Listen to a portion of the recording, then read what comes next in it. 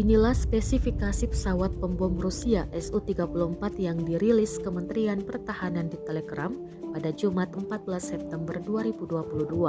Dalam keterangan unggahan disebutkan pesawat ini adalah pesawat serang yang dirancang untuk mengirimkan serangan rudal dan bom terhadap target darat musuh di kedalaman operasional dan taktis, serta untuk menghancurkan target udara Ukraina. Berat lepas landas maksimum 45.100 kg.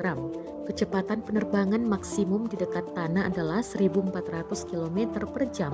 Kecepatan penerbangan maksimum pada ketinggian 1.900 km per jam.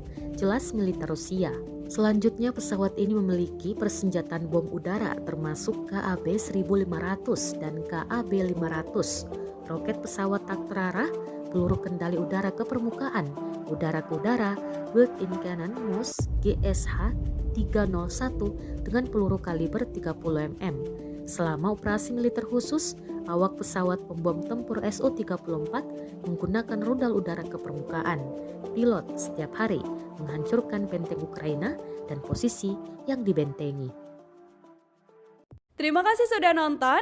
Jangan lupa like, subscribe, dan share ya.